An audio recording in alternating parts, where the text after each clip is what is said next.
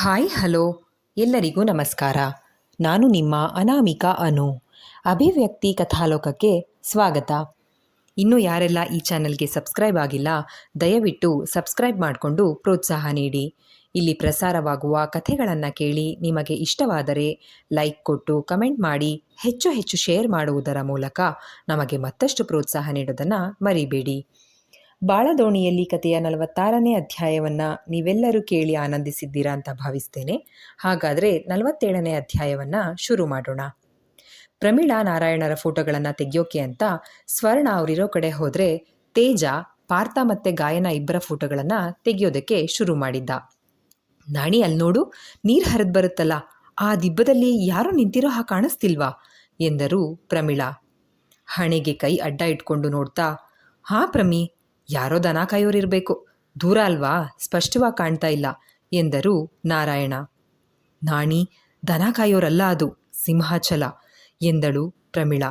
ಧ್ವನಿ ಕೊಂಚ ನಡುಗಿತ್ತು. ಏನು, ಸಿಂಹಾಚಲನಾ? ಅವನಿಲ್ಲಿಗೇನಕ್ಕೆ ಬಂದಿದ್ದಾನೆ?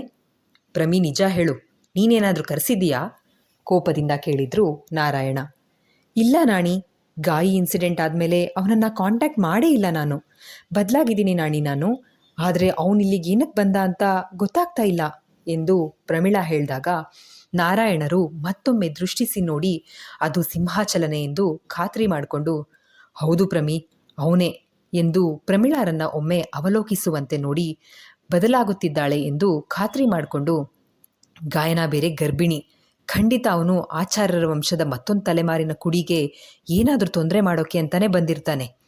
ಬೇಡ ಇಲ್ಲಿರೋದು, ಏಳು ಮೇಲೆ ಹೋಗೋಣ ಎಂದು ಜಾರಿ ಬಿದ್ದಾರೆಂದು ಕೈ ಹಿಡಿದು ಎಬ್ಬಿಸ್ತಾ, ಪಾರ್ಥ, ಗಾಯನ, ಸ್ವರ್ಣ, ತೇಜ, ಸಾಕ್ ಬನ್ನಿ ಎಂದು ಭಯದಿಂದಲೇ ಕೂಗು ಹಾಕಿದ್ರು. ಭವ, ಯಾಕೆ ಗಾಬರಿ ಬಿದ್ದು ಹಾಕಿ ಕೂಗ್ತಾ ಇದ್ದೀರಾ? ಏನಾಯಿತು ನೋಡೋಣ ಬನ್ನಿ ಎಂದು ಮೂವರು ಬಂದರೆ ಆಗಲೇ ಸಮೀಪ ಬಂದಿದ್ದ ಸ್ವರ್ಣ, ಅಪ್ಪ ಏನಾಯಿತು, ಯಾಕೆ ಗಾಬರಿ ಆಗಿದ್ದೀರಾ ಎಂದಳು. ಏನಿಲ್ಲ ಸ್ವರ್ಣ, ಇಲ್ಲಿ ಪರಿಸ್ಥಿತಿ ಸರಿಯಿಲ್ಲ, ಮೊದಲು ಇಲ್ಲಿಂದ ಹೊರಡೋಣ ಎಂದರು ನಾರಾಯಣರು ತಂದಿದ್ದ ಲಗೇಜನ್ನು ಎತ್ಕೊಳ್ತಾ. ಪರಿಸ್ಥಿತಿ ಸರಿ ಇಲ್ವಾ? ಏನಾಗಿದೆ? ಭೂಕಂಪ ಆಗೋ ಮುನ್ಸೂಚನೆ ಸಿಕ್ಕಿದ್ಯಾ ಎಂದಳು ಸ್ವರ್ಣ ತಮಾಷೆಯಾಗಿ. ನಿನ್ಗೆ ಯಾವಾಗಲೂ ತಮಾಷೆನೇ, ಸ್ವಲ್ಪನಾದರೂ ಸೀರಿಯಸ್ನೆಸ್ ಬೇಡವಾ ಎಂದು ಎಂದೂ ಸಿಡುಕದ ಮಗಳ ಮೇಲೆ ಸಿಡುಕಿದ್ರು. ಅಷ್ಟರಲ್ಲಿ ಮೂವರು ಇವರ ಸಮೀಪ ಬಂದು ಮತ್ತದೇ ಪ್ರಶ್ನೆಯನ್ನು ಪಾರ್ಥನೂ ಕೇಳಿದಾಗ, ಪಾರ್ಥ, ಆ ದಿಬ್ಬದಲ್ಲಿ ಸಿಂಹಾಚಲನ ನೋಡಿದ್ವಿ, ಇಲ್ಲಿರೋದು ಸೇಫ್ ಅಲ್ಲ, ಮೊದಲು ಹೊರಡೋಣ ಎಂದರು ನಾರಾಯಣ.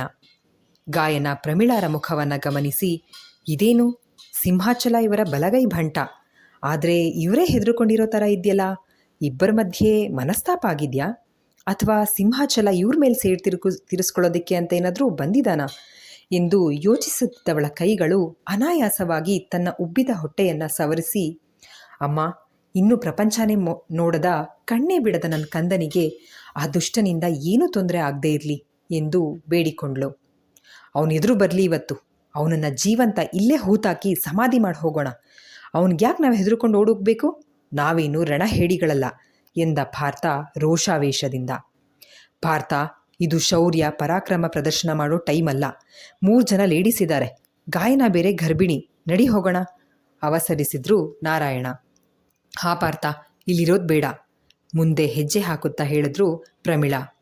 ಇಲ್ಲ ಅಕ್ಕ, ಅವನ ಸಮಸ್ಯೆ ಏನು, ಅವನು ಯಾಕೆ ನಮ್ಮ ಕುಟುಂಬದ ವಿರುದ್ಧ ದ್ವೇಷ ಇಟ್ಕೊಂಡಿದ್ದಾನೆ, ನಾನಿವತ್ತೇ ತಿಳ್ಕೋಬೇಕು, ಅವನಿಗಂದು ಗತಿ ಕಾಣಿಸ್ದೆ ಬಿಡಲ್ಲ ಇವತ್ತು ಎಂದ ಪಾರ್ಥ. ಗಾಯನ, ನೀನಾದರೂ ಅರ್ಥ ಮಾಡಿಸು ಪಾರ್ಥಂಗೆ ಎಂದರು ಪ್ರಮೀಳಾ. ಪಾರ್ಥ ಅವರೇ, ನಮ್ಮ ಮಗುಗೋಸ್ಕರ ಆದರೂ ನಾವು ಇಲ್ಲಿಂದ ಹೋಗೋಣ ಎಂದಳು ಗಾಯನ. ಈ ಸಮಯದಲ್ಲಿ ಸಮಸ್ಯೆಯನ್ನು ಆಹ್ವಾನ ಕೊಟ್ಟು ಮೈಮೇಲೆ ಹೇಳ್ಕೊಳ್ಳೋದಕ್ಕೆ ಇಚ್ಛಿಸದೆ. ಪಾರ್ಥ, ಗಾಯನ ಹೇಳ್ತಾ ಇರೋದು ಸರಿ ಇದೆ ಕಣೋ, ಯಾಕೆ ಈ ಟೈಮ್ನಲ್ಲಿ ಸಮಸ್ಯೆಗಳು ಎಂದು ತೇಜ ಮೇಲ್ನೋಟಕ್ಕೆ ಹೇಳಿದ್ರು. ಅವನ ಮನಸ್ಸಿನಲ್ಲೂ ಕೂಡ ಪಾರ್ಥನ ಹಾಗೆ ಸಿಂಹಾಚಲನ ಹೆಡೆಮುರಿ ಕಟ್ಟಬೇಕು ಅನ್ನೋ ಇಚ್ಛೆ ಇತ್ತು. ಗಾಯನಾಳ ಮುಖ ನೋಡಿ ಮಗುವಿಗಾಗಿ ಏನೊಂದೂ ಮಾತನಾಡದೆ ಮುಂದೆ ಹೆಜ್ಜೆ ಹಾಕಿದವನ ಮುಖದಲ್ಲೇ ತಿಳಿಯುತ್ತಿತ್ತು ಕೋಪಿಸಿಕೊಂಡಿದ್ದಾನೆಂದು.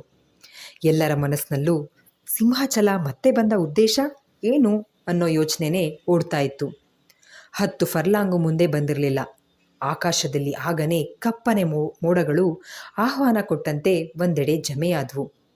ಪ್ರಮೀಳಾ ಆತಂಕದಿಂದ ನಾರಾಯಣರ ಕೈ ಹಿಡಿದುಕೊಂಡ್ರೆ ಪಾರ್ಥ ಗಾಯನಾಳ ಹೆಗಲು ಬಳಸಿ ನಡೆಯಲಾರಂಭಿಸಿದ್ದ.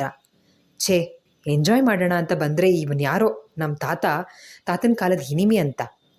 ಅವನಿಗೂ ನಮ್ಮ ಫ್ಯಾಮಿಲಿಗೂ ಏನು ರೈವಲ್ರಿ ಅಂತಾನೇ ಗೊತ್ತಿಲ್ಲ ಎಂದು ಸ್ವರ್ಣ ತೇಜನ ಬಳಿ ಹೇಳ್ತಾ ನಡೀತಾ ಇದ್ದರೆ, ಹೌದು, ಯಾವ ವಿಷಯವಾಗಿ ಅವನು ಇಷ್ಟು ದ್ವೇಷ ಸಾಧಿಸ್ತಾ ಇದ್ದಾನೆ? ಬರೀ ಅವನ ದುಷ್ಟ ಸಾಧನೆಗಳಿಗೆ ಅಡ್ಡಗಾಲು ಹಾಕಿದ್ದಕ್ಕೆ ಸಾಧಿಸ್ತಿರೋದಲ್ಲ ಈ ದ್ವೇಷ, ಬೇರೆ ಏನೋ ಇದೆ. ಅದೇನು ಅಂತ ಯಾರೂ ಹೇಳ್ತಿಲ್ಲ ಎಂದು ಯೋಚಿಸುತ್ತಾ ಮುನ್ನಡೆದ ತೇಜ. ಒಂದೆಡೆ ಸೇರ್ಪಡೆಯಾದ ಮೋಡಗಳು ಆಗಲೋ ಈಗಲೋ ಧೋ ಎಂದು ಮಳೆ ಸುರಿಸುವಂತೆ ಭಾಸವಾಗ್ತಾ ಇದ್ವು. ಆಗಿನ್ನೂ ಸಮಯ ಮಧ್ಯಾಹ್ನ 1 ಗಂಟೆ. ಪಾರ್ಥಾವ್ರೆ, ಈ ಮೋಡಗಳು ನ್ಯಾಚುರಲ್ ಅನ್ನಿಸ್ತಾ ಇಲ್ಲ, ಭಯದಿಂದ ಹೇಳಿದ್ಲು ಗಾಯನ. ಅವನೇನೂ ಮಾಡೋಕ್ಕಾಗಲ್ಲ, ನೀವು ಬನ್ನಿ, ಈ ಪಾರ್ಥನ ಶಕ್ತಿ ಏನಂತ ಇವತ್ತು ಅವನಿಗೆ ಪರಿಚಯ ಆಗುತ್ತೆ ಎಂದು ಧೈರ್ಯ ಹೇಳಿ ಮುನ್ನಡೆಯುವಾಗಲೇ ಗಾಳಿಯಲ್ಲಿ ಸುತ್ತಿಕೊಂಡು ಹೊಗೆಯಂಥ ಕಪ್ಪು ಬಣ್ಣದ ಆಕೃತಿಯೊಂದು ಬಂದು ಎಲ್ಲರ ಸುತ್ತ ಮಂಡಲದಂತೆ ರಚನೆ ಮಾಡಿಕೊಂಡು ಸುತ್ತುವರೆಯಿತು. ಗಾಯನ ಭಯದಿಂದ ಪಾರ್ಥನನ್ನು ಬಿಗಿಯಾಗಿ ಹಿಡ್ಕೊಂಡ್ಳು. ಈ ವಿಚಿತ್ರ ಸನ್ನಿವೇಶದಿಂದ ಎಲ್ಲರೂ ದಿಕ್ಕೇ ತೋಚದೆ ನಿಂತಿದ್ರೆ ಪಾರ್ಥ ಮಾತ್ರ ಅದ್ಯಾವುದು ನಮ್ಮ ಕಣ್ಣಿಗೆ ಕಾಣ್ತಾನೇ ಇಲ್ಲವೇನೋ ಎಂಬಂತೆ, ಯಾಕೆಲ್ಲ ನಿಂತ್ಕೊಂಡ್ರಿ, ಬನ್ನಿ ಮುಂದಕ್ಕೆ ಹೋಗೋಣ ಎಂದ. ಅಲ್ಲ ಪಾರ್ಥ, ಇದೇನು ನಮ್ಮೆಲ್ಲರನ್ನೂ ಬಂಧಿಸಿದೆ ಎಂದರು ನಾರಾಯಣ. ಭಾವ, ಆ ಸಿಂಹಾಚಲನಂತ ಕೈಲಾಗದ ಹೇಳಿ ಮರೆಯಲ್ಲಿ ನಿಂತು ಇಂಥ 100 1000 ಮಾಯದ ಬಲೆಗಳನ್ನು ಕಳಿಸಿದ್ರೂ ನಮ್ಮನ್ನು ಏನೂ ಮಾಡೋಕ್ಕಾಗಲ್ಲ ಅನಿಸುತ್ತೆ. ಅವನು ಹೇಳ್ದ ಅಂತ ಬಂದಿರೋ ಇದಕ್ಕೆ ಶ್ರೀಕಂಠ ಆಚಾರ್ಯರ ಎಡಗಾಲಿನ ಒದೆತದ ರುಚಿ ಗೊತ್ತಿಲ್ಲ ಅನಿಸುತ್ತೆ. ಬನ್ನಿ ನೀವು, ಇವತ್ತು ಅವ್ರ ಮಗ ಅದರ ರುಚಿ ತೋರಿಸ್ತಾನೆ ಎಂದು ಗಾಯನ ಬಾ ಎಂದು ಕೈ ಹಿಡಿದುಕೊಂಡು ಎಡಗಾಲನ್ನು ಆ ಮಾಯಾಜಾಲದ ಬಲೆಯ ಮೇಲಿಟ್ಟು ನಿಂತವನು ಬನ್ನಿ ಈಗ ಎಲ್ಲ ಎಂದ ಎಡಗಾಲನ್ನು ಎತ್ತದೆ. ಆ ಮಾಯಾಜಾಲ ಬಂಡೆಯ ಕೆಳಗೆ ಸಿಲುಕಿದ ಹಾವಿನಂತೆ ವಿಲವಿಲನೆ ಒದ್ದಾಡ್ತಾ ಇತ್ತು. ಪಾರ್ಥ ಆ ಮಾಯಾಜಾಲದ ತಲೆ ಮೇಲೆ ಕಾಲಿಟ್ಟು ನಿಂತಿದ್ದ.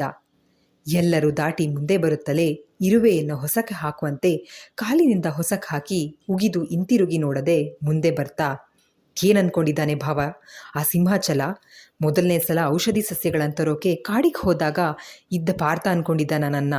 ಈಗ ನಾನು ಪಾರ್ಥ ಶ್ರೀಕಂಠ ಆಚಾರ ಅನ್ನೋದನ್ನು ಸ್ಯಾಂಪಲ್ ಇವತ್ತು ಅವನಿಗೆ ಸಿಕ್ಕಿದೆ ಎಂತ ಕಾರಿನ ಬಳಿಗೆ ಬರ್ತಾ ಹೇಳಿದ್ದ ಪಾರ್ಥ. ನಾರಾಯಣರ ಮುಖದಲ್ಲಿ ಪ್ರಸನ್ನತೆ ಇತ್ತು. ಕಾರಿನ ಬಳಿ ನಿಂತು ಪಾರ್ಥನ ಕೈ ಹಿಡ್ಕೊಂಡು, ಹಿರಿಯವರು ಕಿರಿಯವರಿಗೆ ಕಾಲಿಗೆ ಬೀಳೋದು ಕೈ ಮುಗಿಯೋದು ಶ್ರೇಯಸ್ಸಲ್ಲ, ಆದರೂ ಕೈ ಮುಗಿತಾ ಇದ್ದೀನಿ ನನ್ನ ಭಾಮೈದ ಪಾರ್ಥನಿಗಲ್ಲ, ಅವನಲ್ಲಿರೋ ನನ್ನ ಯಜಮಾನರ ಅಂಶಕ್ಕೆ. ಈ ದಿನಕ್ಕೋಸ್ಕರ ಎಷ್ಟು ವರ್ಷಗಳಿಂದ ಕಾಯ್ತಾ ಇದ್ದೆ ಗೊತ್ತಾ ಪಾರ್ಥ? ಸಾರ್ಥಕ ಆಯಿತು ನನ್ನ ಜೀವನ ಇವತ್ತು. ಪ್ರಮೀಳಾ ಪಾರ್ಥನ ಮುಖವನ್ನೊಂದ್ಸಲ ನೋಡಿದ್ಲು. ಶ್ರೀಕಂಠ ಆಚಾರದಲ್ಲಿದ್ದಂಥ ಪ್ರಭೆಯೇ ಕಣ್ಗಳಲ್ಲೇ ಇತ್ತು. ಅವರಂತೆಯೇ ಏನೋ ಸಾಧಿಸಿದ ಆತ್ಮವಿಶ್ವಾಸ ಮುಖದಲ್ಲಿ ಗೋಚರವಾಗ್ತಾ ಇತ್ತು. ಅಪ್ಪಾಜಿ ಹೀಗೆ ಇದ್ದದ್ದು ಸ್ವಗತದಂತೆ ಕನವರಿಸಿದ್ರು. ಯಾಕೋ ಅಪರಾಧಿ ಪ್ರಜ್ಞೆಯಿಂದ ಪಾರ್ಥನ ಮುಖವನ್ನು ದಿಟ್ಟಿಸುವ ಧೈರ್ಯ ಆಗಲಿಲ್ಲ ಅವರಿಗೆ. ಸೂಪರ್ ಪಾರ್ಥ, ನೀನು ಮ್ಯಾಜಿಕ್ ಎಲ್ಲ ಮಾಡ್ತೀಯಾ? ನನಗಂತೂ ಭಯ ಆಗೋಗಿತ್ತು ಎಂದಳು ಸ್ವರ್ಣ. ಮ್ಯಾಜಿಕ್ ಇಲ್ಲ, ಏನೂ ಇಲ್ಲ, ಎಲ್ಲರೂ ಕಾರ್ ಹತ್ತಿ ಹೋಗೋಣ. ಭಾವ ಸುಮ್ಮನೆ ಗಾಬರಿ ಬಿದ್ದು ಪಿಕ್ನಿಕ್ ಮೂಡ್ ಹಾಳು ಮಾಡಿದ್ರು ಎಂದ ಪಾರ್ಥ. ಅಕಸ್ಮಾತ್ ಏನಾದರೂ ತೊಂದರೆ ಆಗಿದ್ರೆ ಎಂದರು ನಾರಾಯಣರು.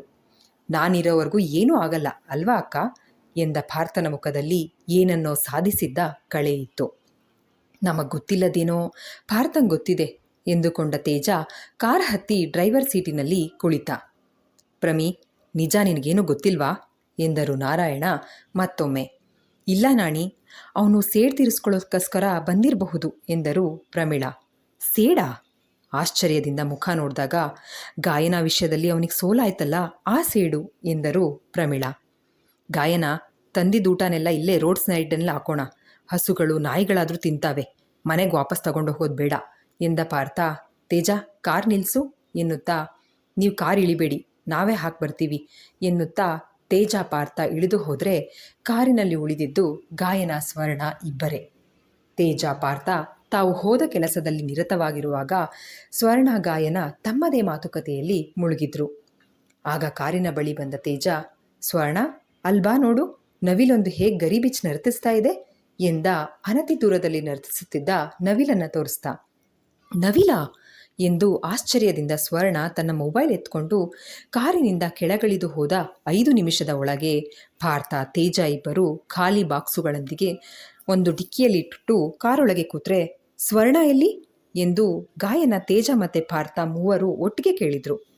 ತೇಜ ಅಣ್ಣ, ನೀವೇ ಬಂದು ಕರ್ಕೊಂಡು ಹೋದ್ರಲ್ಲ ನವಿಲ್ ತೋರ್ಸೋಕೆ ಎಂದು ಗಾಯನ ಹೇಳಿದ್ರೆ ತೇಜ ಪಾರ್ಥ ಇಬ್ಬರು ಮುಖ ನೋಡಿಕೊಂಡು ನಾನು ಪಾರ್ಥ ಓದೋರು ಇವಾಗಲೇ ಬರ್ತಾ ಇರೋದು ಅಂತ ತೇಜ ಹೇಳಿದ್ರೆ, ಹೌದು ಗಾಯನ, ನಾನು ತೇಜ ಜೊತೆಲೇ ಇದ್ವಿ, ಅವನು ಯಾವಾಗ ಬಂದ ಎಂದು ಪ್ರಶ್ನಾರ್ಥಕವಾಗಿ ಮುಖ ನೋಡಿದ್ದ ಪಾರ್ಥ.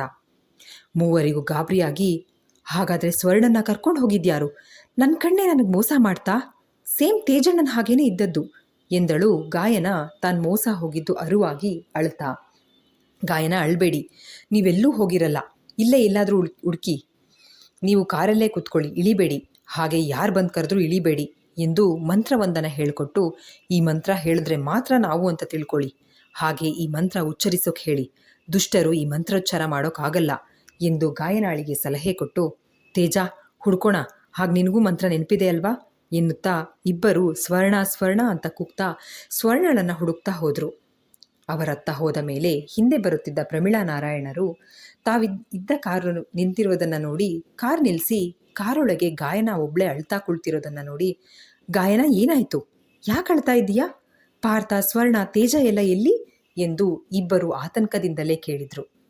ಮೊದಲು ನೀವು ಈ ಮಂತ್ರನ ನಾನು ಹೇಳಿದ ಹಾಗೆ ಹೇಳಿ ಎಂದು ಗಾಯನ ಪಾರ್ಥ ಹೇಳಿಕೊಟ್ಟ ಮಂತ್ರವನ್ನು ಪ್ರಮೀಳಾ ನಾರಾಯಣರು ಉಚ್ಚರಿಸಿದ ಮೇಲೆ ಅವರೇ ಅಂತ ಖಾತ್ರಿ ಮಾಡಿಕೊಂಡು ನಡೆದಿದ್ದನ್ನೆಲ್ಲ ವಿವರಿಸಿದ್ಲು.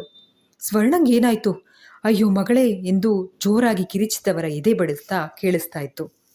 ಅಣ್ಣ, ಅತ್ಗೆ, ಇದು ಖಂಡಿತ ಆ ಸಿಂಹಾಚಲನದ್ದೇ ಕೆಲಸ, ನೀವೇನು ಹೆದರಬೇಡಿ, ಪಾರ್ಥ ಹೋಗಿದಾರಲ್ಲ, ಸ್ವರ್ಣನ ಜೋಪಾನ್ವಾಗಿ ಕರ್ಕೊಂಡು ಬರ್ತಾರೆ, ಬನ್ನಿ ಒಳಗಡೆ ಕೂತ್ಕೊಳ್ಳಿ, ಕಾರೊಳಗೆ ಯಾವ ದುಷ್ಟಶಕ್ತಿನೂ ಬರದಂತೆ ಮಂತ್ರ ದಿಗ್ಬಂಧನ ಮಾಡಿ ಹೋಗಿದ್ದಾರೆ ಪಾರ್ಥ ಎಂದಳು ಗಾಯನ.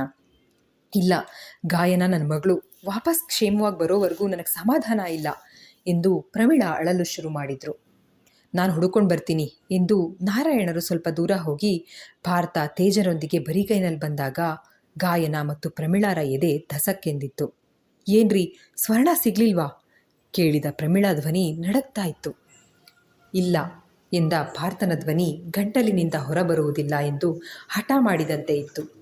ಅಕ್ಕ, ಸ್ವರ್ಣಂಗೆ ಏನೂ ಆಗಲ್ಲ, ಇದು ಆ ಸಿಂಹಾಚಲನದ್ದೇ ಕೆಲಸ, ಅವನ ತಾಣಕ್ಕೆ ನಮ್ಮನ್ನು ಕಟ್ಸ್ಕೊಳ್ಳೋದಕ್ಕೆ ಹೀಗೆ ಮಾಡಿದಾನಷ್ಟೇ.